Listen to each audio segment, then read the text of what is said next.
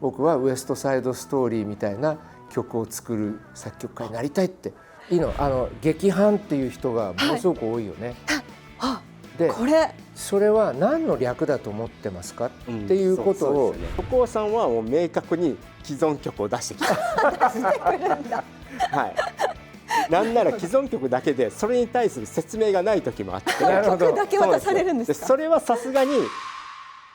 番組をご覧の皆さん、こんにちは。本日は日本が誇る作曲家お二人の対談をお届けしたいと思います。司会の花奈美代です。よろしくお願いします。早速ではございますが、お二人を紹介したいと思います。有限会社モナカ代表取締役、ニーヤシリーズほかゲーム映像を中心としたサウンド制作プロデュースを手掛ける岡部圭一さんと、多くのミュージカル楽曲や小音楽などを手掛けマツケンサンバ2を作曲された宮川明さんです。どうぞよろしくお願いします。よろしくお願いします。早速ですが、本日お二人は初対面ということですか。はい、そうなんですよ。初対面で、はい、僕は以前から一方的に存じ上げてはいて、今宮川さんが作られる音楽に触れて、どういうことを経験してこられて、今の音楽がアウトプットとしてあるのかなっていうのをすごい興味があったんで、ぜひお話ししてみたいと思ってラブコールを送らせていただきました。ではお二人の経歴をご用意いたしましたのでご紹介させていただきます。宮川明さんからです。作曲家、舞台音楽家、東京都出身、東京芸術大学音楽学部作曲科に進学。1978年に26歳で東京ディズニーランドのショーワンマンズドリームの全楽曲の編曲を担当。1994年マツケンサンバ2を作曲。2004年には第55回 NHK 紅白歌合戦で演奏される。 NHK ではクインテット、ドレミファワンダーランドに出演、作曲などを手掛ける。そして音楽監督としては1998年から室内楽団アンサンブルベガの音楽監督、2014年からは大阪シオンウィンドオーケストラの音楽監督を務め現在に至ります。続いて岡部圭一さんです。岡部圭一さん、作曲家、音楽プロデューサー、兵庫県のご出身。神戸芸術工科大学芸術工学部視覚情報学科を卒業。1994年にナムコ現バンダイナムコエンターテインメントに入社。2004年に有限会社モナカを設立。ザ・ゲームアワーズ2017では BGM 主題歌を担当したニーヤ・オートマタがベストスコアミュージック部門賞を受賞。主な作品として鉄拳シリーズ、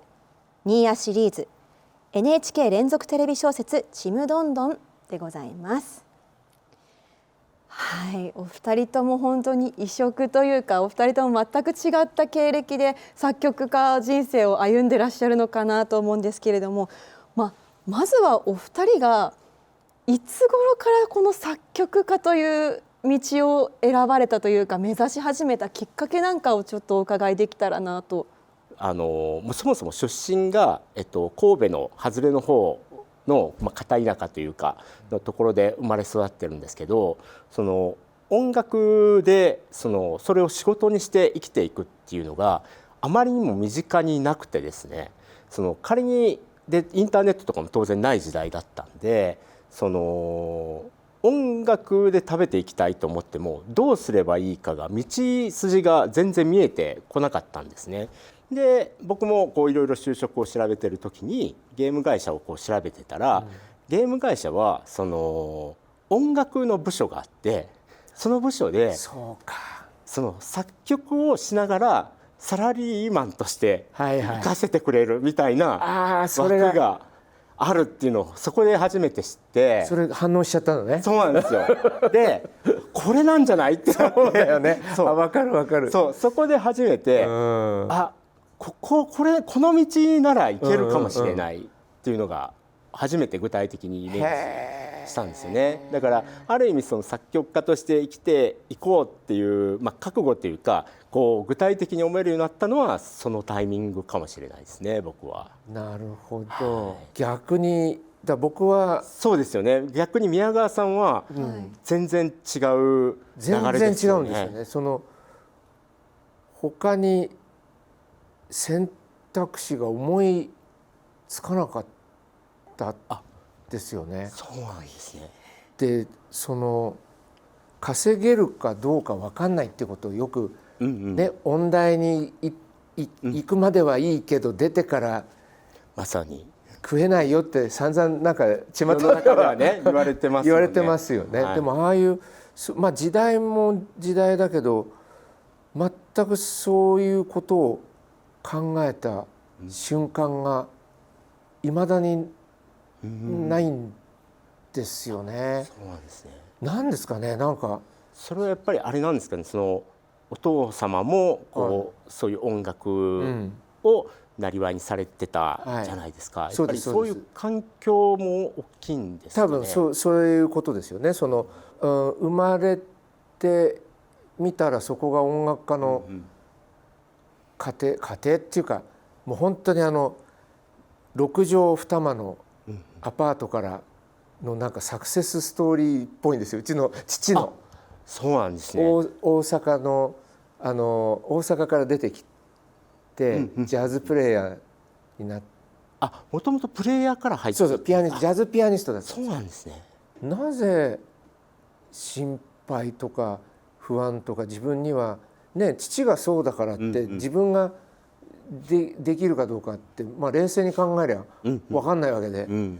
でも一つもなんかそういうことに疑問を思わないで、疑問を抱かないで育っちゃいましたね。でむしろ大人に受けるのは好きだったんですね、性格的に。なるほど。その周りにいる人がニコニコするのは、まあ多分これ父に似たんじゃないかと思うんですけど、好きだった。で明君は大きくなったら作曲家なんだよなって言ってマネージャーさんとかね、いろんなプロデューサーさんとかの中で言われると、僕は「うん」って言うとドワーって受けるんですよ。そうですよね。和やかになるんですよ。業界のね方たちが。でお父さんより偉くなんだよな、うんって言うとドワーって受ける。なるほど。で受けるって気持ちいいなって先になるほど。先にそっちがね、いろんなベースがもうそこでできてる感じしますね。なんかそうですよね。そうですよね。僕にとってはすごく単純なね、それしかなかった道なんだけど、お前どんな音楽家になりたいんだって自問自答した時に、僕はウエストサイドストーリーみたいな曲を作る作曲家になりたいって、なるほど。それは本当に心の中でもう一人の自分が言ってるような感じだったんで、それなら待ってましたとばかりに、その芸大受けるんだったらこれですこれですって言って、なるほど。そこからはちょっと本当にそうかなみたいなのもあったけど、まあ知れば知るほどなるほどねっていうことになったんですけど、じゃあある意味もうスタートからもミュージカルというか、そうなんですよね。そこだったんですね。お父さんがある日「お前ウエストサイド好きなんだって?」って言ったの。だったらここにあるよって言って、ピアノボーカルスコアを彼は書棚から出してきて僕にくれたんだよね。すごい。だそれは本当にすごいと思ったし、俺はそういう環境に生まれたんだって初めてなんか役に立ったって言い方をちょっとあべこべになっちゃうけど、それでピアノ弾いてみたらレのシャープとミとソでタダンタダンタダンタダン、そこがウエストサイドストーリーになっちゃったっていうんで、だんだんもうそういうふうにのめり込んでいくわけですよね。はい、今まさにウエストサイドが大好きでジェットソングアメリカみたいな話題も出ましたけれども、お二人全く違うマインドから作曲家で今活躍してらっしゃって、お二人に今共通するところっていうと劇伴音楽にされることがやっぱ多いのかなっていう印象があるんですけれども、何かの作品の劇伴をするっていう上でドラマだったり舞台だったりミュージカルだったり、ゲームだったり岡部さんだったりってそれぞれの作曲から見るこのジャンルの違いというかどうだよねみたいなのがあったらお聞きしたいんですよね。その前に一言いいですか。はい。劇版って俺は言うんだけど。僕も劇版。私だけ劇版って言ってますか。いいの、劇版っていう人がものすごく多いよね。で、それは何の略だと思ってますかっていうことをちょっとせっかくだから。ちょっといいですかこれ。どう花さんは何の略だと思う。今聞かれたら確かに、劇の伴奏とかって答え、なんで劇版って言ってたんだろう。じゃあ劇版だとしたら何の略なんだろうね。確かに。でも劇版って呼びたい気持ちもなんとなくなんかありましたね。なんか世の中に多分ね、すごいあるよね。ありますね。なんか劇版ってつい言っちゃう感じがありますけど、ちょっとなんかこれは議題が丁寧に言えば言うほど間違ってる方にでも劇の伴奏でいいと思う定義おかしいかな。僕はそう長年思ってたんだけど。いや僕もやっぱりもともとゲームから来てるんで、ゲームの BGM は劇版とは言わないんで、むしろ会社を辞めた後で劇版っていうのを聞いて、なんで劇版って言うんだろうってなった時に、劇伴奏ってことか劇伴奏だよねってなって、劇版ねっていう認知をしたんであれなんですけど、多分花田さんもそうだし、今ネットで情報を知ると漢字の字面で多分やるから、もうそこになんか省略されたものっていうよりかはもう劇版って多分読んじゃう、もう熟語的な感覚で入ってきちゃうから、もう何の疑問もなく劇版ってなっちゃってるんだろうなみたいな感じ。まだ辞書に載ってないぐらいの言葉だって思っちゃっていいよね。確かに。でもね、僕ね一つだけ証拠かもしれないと思うんだけど、僕も劇の伴奏だと思ってたのね。で父親たちの業界用語に歌番っていう用語もあるわけ。それは歌の伴奏のことは、歌番の仕事やってみるとか、そういうのが来週歌番の仕事を3曲頼むよ、ね、それは歌のバックの、例えばドリフの、なんだ8時だよ全員集合の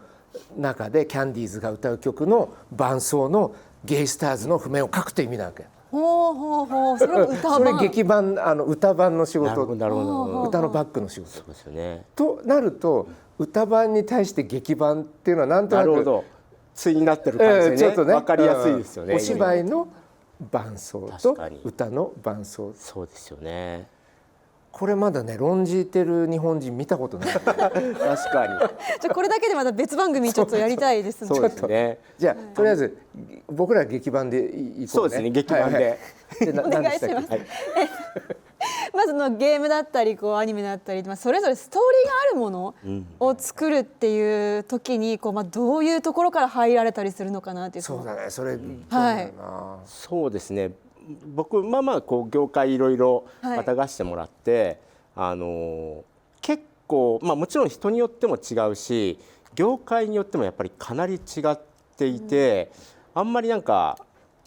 こういうやり方だよっていうのがフォーマットが明確にあるわけでもないなと思っていて、で特に映像ものでも映画とかだと結構もう当てて書いていくことも多いと思うんですよね。だけどテレビものはやっぱりリスト化されてて、それを後から当てていくみたいな感じが、要するにため撮りって言われてる方式ですよね。そうですね。でゲームはどちらかというと劇場版に近い、もうこの場所用に作っていくんですよね。確かにそうなんですよ。で今でこそすごく映画っぽい演出とかもゲームは結構多くて、できるんだ。そうなんですよ。なので要所要所でイベントシーンみたいなのがあって、そこはもう動かせないというか、見るストーリーと演出を楽しむゾーンがあって、でそれが終わったらコントロールできるみたいに自分が動かすモードになるとかになるんですけど、イベントシーンとかはもう映像作品と同じような感覚で作ることが多いんですけど、ゲームのユーザーが動かせるところになると尺が決まってないんですよね。そういうことですよね。そうなんですよ。なのでそれはもうやっぱり決定的に他の映像作品の時とは一番違うところかなとは思うんですけど。例えばね、僕は劇版っていうとまず台本を読むっていう作業っつったら失礼だけど、台本もらう、で理解して、解釈して、それと同時に、音響監督という名前、いろんな名前が、NHK だと音響デザインだったかな、とかいろいろあるんですけど、そういう人からのプランというか、それだって本当は作曲家が考えた方がいいんじゃないかと思う時もあるんだけど、でもこういう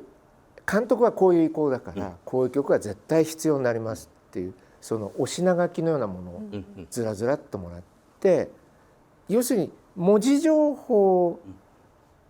をもらうって感覚なんだけど、そこはゲームも変わらない？そうですね、基本そういう感じなんですけど、人によって参考曲とかを出してくる人もいれば、もうテキストだけで頑張って形容詞で説明してくれる方もいたりとか、例えばこういう曲欲しいって言われて、そうです既存曲で例えばあの曲見たいなみたいなことをこう言ってくださる方もいれば、言ってくださるっていうのは割と言ってくださるって余計なお世話っていうのも含まれてそうですね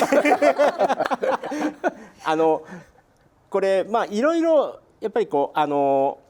僕はそこまで思わないんですけど、その発注する側の人からよく聞く話が、その既存曲を出すと失礼になるんじゃないかみたいな。そうですよね。だからそれが怖くて出せない、だけどその音楽を作ってる側と、音楽にそんな特化してない人って、その共通認識が持てないというか、例えば速い曲って言った時に、その例えば音楽作ってる人間は BPM だけじゃなくて、その刻みが多ければ速く感じるよねとか思うんですけど、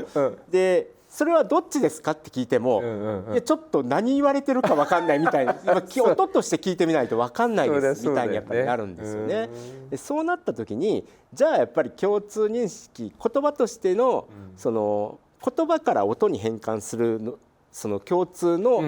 その何かを持ってないのであれば、もう音で出してもらった方が分かりやすいといえば分かりやすいなっていう気持ちにはこうなるんで、ただこの曲みたいなものっていうのはあんまりやっぱり嬉しくはないので、この曲のこういう要素が欲しいですっていう言い方をされるのが僕は一番イメージが分かりやすいなとは思うんですけど。ちなみに横尾太郎さんはどっちタイプですか？横尾さんはもう明確に既存曲を出してきます出してくるんだはい、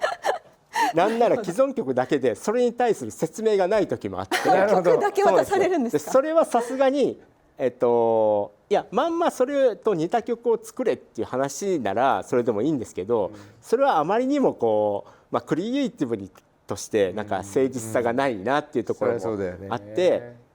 この曲のどの部分をみたいなところは、それをまずそのリストを出してもらった後でそれを踏まえて打ち合わせをしていって、どういうところを求めてるのかっていうのは聞くようには。でもそのちょっと荒っぽいぐらいの丸投げ的なそういう提示の仕方っていうのはそこは信頼関係があるからできるんだよね。そうですね、その今言ってたその横尾太郎っていう人はその、僕のことをこう知ってもらったきっかけになる作品なケースが多いというか、その今僕のことを知ってくれてる一般の方、でその横尾太郎っていう人は大学が同じ大学だったんですよ。仲間ですか？そうなんですよ。だからそういうのもあって付き合いもその仕事を一緒にする前からプライベートの付き合いがあったんで、その関係性がある程度できてる上で、だから向こうも遠慮せずに、一番この方が具体的に伝わるだろうっていう合理性の高いやり方をやってるんですけど、その他の方とやるときはやっぱりもうちょっと考えるみたいですけどね。なるほどね。はい。なのでやっぱりそのあり方と人間関係のあり方にもよるのかなとは、思いますけど。この人が芝居のあやもつけんのって言ってそこにぶったまげちゃったことがあって、まず「家族」っていう曲を作ろうと思ってピアノの上にパッと手を置いたらもうこれだみたいな作曲家っていうものに対する幻想がすごいある気がします。一般のこれ意図せずパクってんじゃないみたいなことが結構よくあるんですけど。